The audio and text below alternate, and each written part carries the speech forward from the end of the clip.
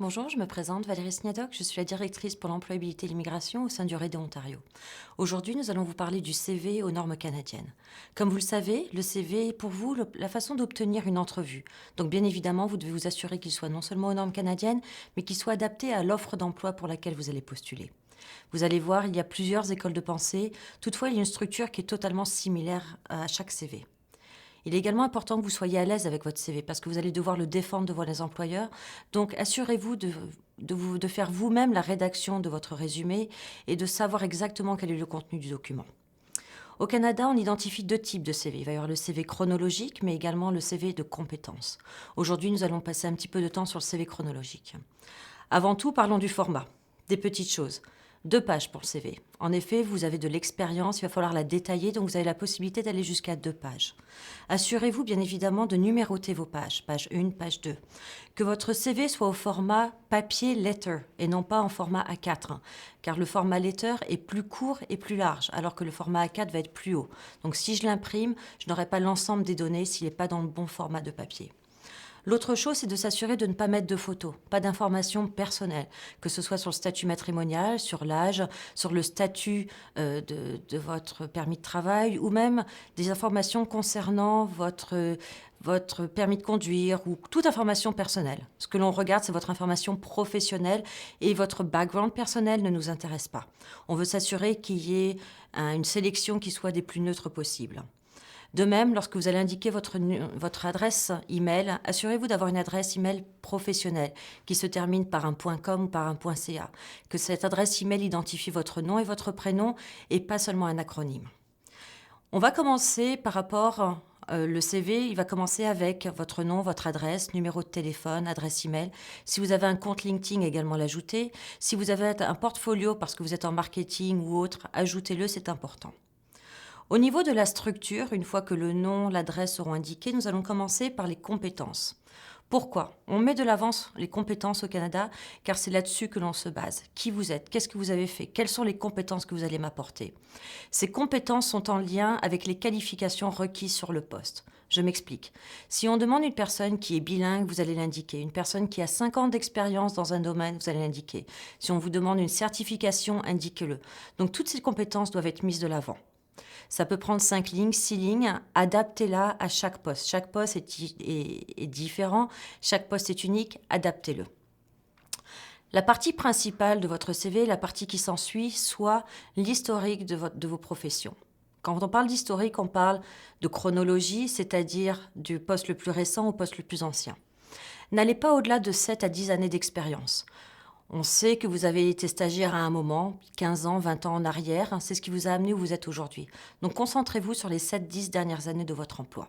Assurez-vous que la chronologie soit dans le secteur d'activité dans lequel vous appliquez. Donc si vous appliquez dans le domaine de la comptabilité, assurez-vous que les expériences que vous allez mettre de l'avant sont en comptabilité. Donc vous allez indiquer le titre du poste que vous avez occupé, la compagnie que vous allez occuper et également le temps sur lequel vous avez occupé le poste. Ensuite, vous allez donner 5-6 points sur les responsabilités que vous avez eues. Assurez-vous encore une fois que ces responsabilités de poste répondent aux responsabilités du poste pour lequel vous appliquez. Hiérarchisez vos responsabilités. Regardez ce qui a été fait dans la description de poste. Souvent, les responsabilités du poste sont hiérarchisées par le recruteur de la tâche la plus récurrente à la tâche la moins récurrente. Vous allez devoir faire de même dans votre CV. Quelle est la tâche la plus récurrente que vous avez eue qui est en lien avec le poste jusqu'à la tâche la moins récurrente. Quantifiez également. Assurez-vous de donner du volume.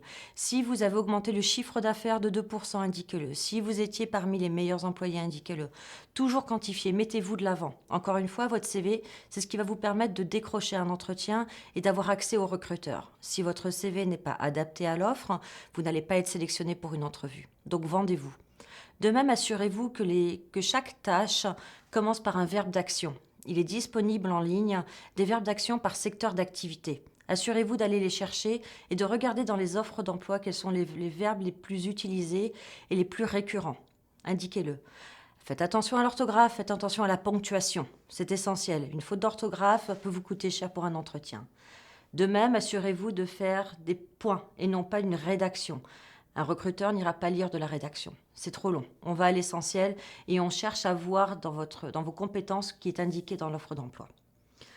L'historique, donc vous allez marquer vos 4, 5 dernières expériences.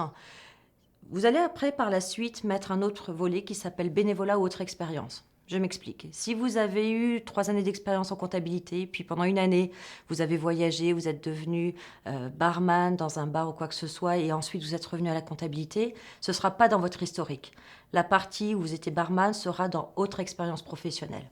On ne veut pas voir de trous sur votre CV. On veut voir qu'il y a une continuité d'activité, que ce soit par un voyage à l'étranger, que ce soit par un congé maternité ou autre. Il va falloir l'indiquer. Il faut montrer que vous avez été toujours en activité.